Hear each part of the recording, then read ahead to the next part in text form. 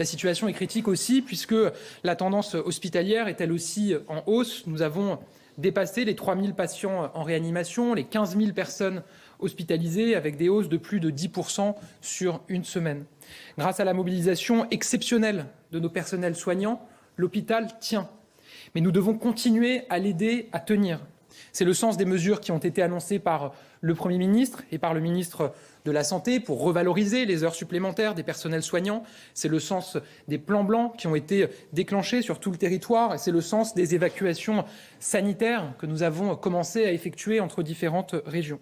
Mais l'heure est aussi critique parce que, disons les choses telles qu'elles sont, l'épidémie risque de repartir en trombe sous l'effet du variant Omicron qui circule à une vitesse phénoménale partout en Europe, avec un nombre de cas qui double tous les 2 ou 3 jours. Il provoque des vagues brutales, effrénées chez plusieurs de nos voisins, et notamment au Royaume-Uni, où des scientifiques prévoient même plusieurs centaines de milliers de cas par jour dans un horizon pas si lointain. On estime que 20% des cas détectés en France sont liés au variant Omicron. Je vous rappelle qu'il y a quelques jours, ce week-end, c'était 10%. Et donc probablement que, comme nous le constatons partout, c'est une part qui doublera dans les 2 à 3 jours qui viennent. Et Olivier Véran s'est encore exprimé sur ce sujet ce matin.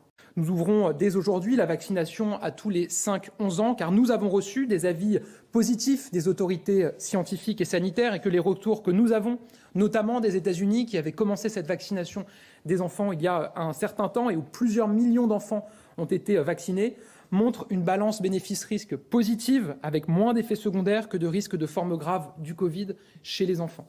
Nous assumons le pass vaccinal, nous l'assumons d'autant plus que le vaccin protège, y compris contre le variant, et que nos hôpitaux et nos réas sont pleins de patients qui auraient pu éviter de l'être s'ils avaient été vaccinés. Aujourd'hui, les non-vaccinés représentent moins de 10% de la population, mais plus de la moitié des malades à l'hôpital. Alors oui, nous assumons l'incitation maximale à la vaccination, qui fonctionne remarquablement, puisque nous en sommes à plus de 20 millions de doses de rappel qui ont été effectuées. Je vous rappelle que cet objectif de 20 millions avait été fixé par Olivier Véran pour le jour de Noël, et nous l'avons atteint avec 4 jours d'avance